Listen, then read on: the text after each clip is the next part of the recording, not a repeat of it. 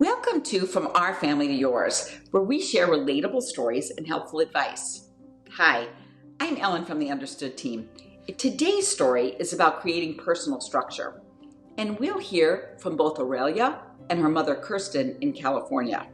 Aurelia writes, I have adapted to remote learning by being more disciplined about my own personal schedule. I have learned that I function better in organization than in chaos. I need to keep my space tidy, especially when confined to a smaller space. Change is really helpful. I have rearranged my room 5 times since quarantine started. I also function better when I have a list to follow.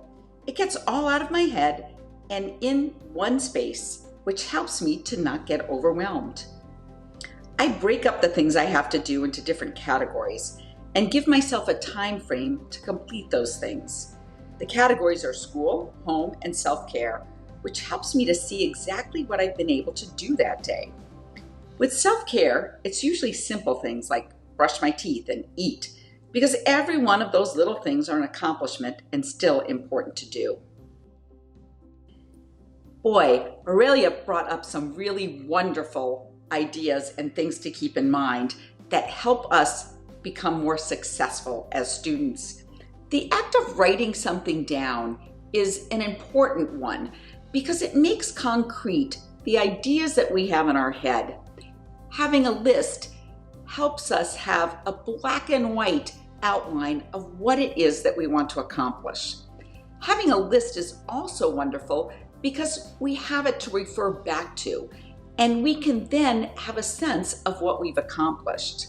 Aurelia also talked about the fact that she has a lot of different categories, and categorizing things is a great way of helping things be more manageable. Things that she has to do in school versus social situations versus at home.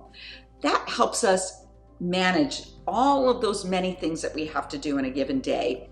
Aurelia also mentioned how important it is to take stock of some of those simple things you do every day, like brushing your teeth and eating.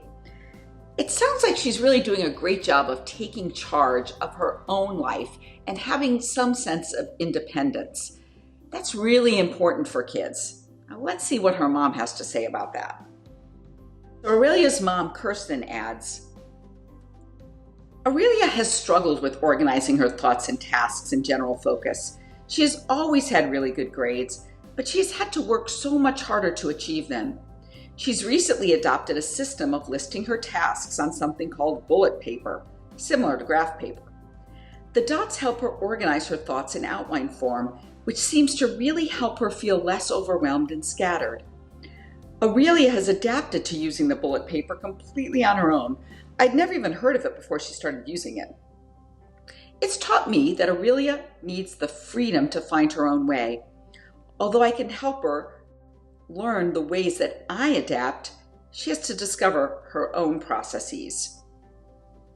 Slowly letting go of control is scary, but it is more beautiful to see my daughter flourish on her own without the need for my correction.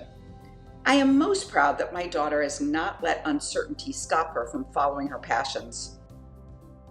It's wonderful to hear a story about a child who's allowed to take independence to the next level. And Kirsten does a wonderful job in this story of pointing out the difficulties that parents have when they allow their child to be more independent. You know, it's scary to see your child be more independent because there's the possibility when you're not in control that they're going to make some mistakes.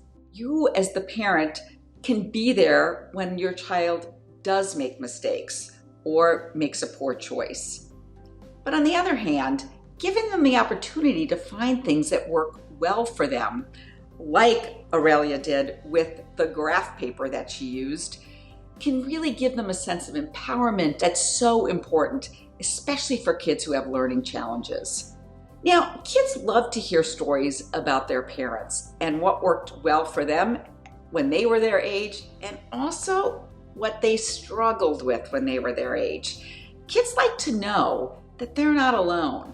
And knowing that somebody else in the family has the same thing or the same struggles that they did is actually very comforting for most kids. So share your struggles and your successes with them, knowing that sometimes kids might be reluctant to take your advice, but giving them some options and letting them know why certain things worked well for you can be very empowering for them.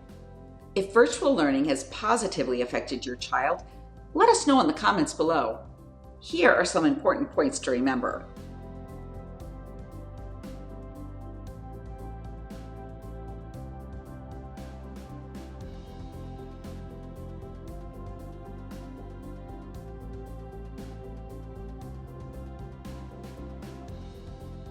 For more helpful stories and advice, subscribe to our YouTube channel. Thanks for watching. See you next time.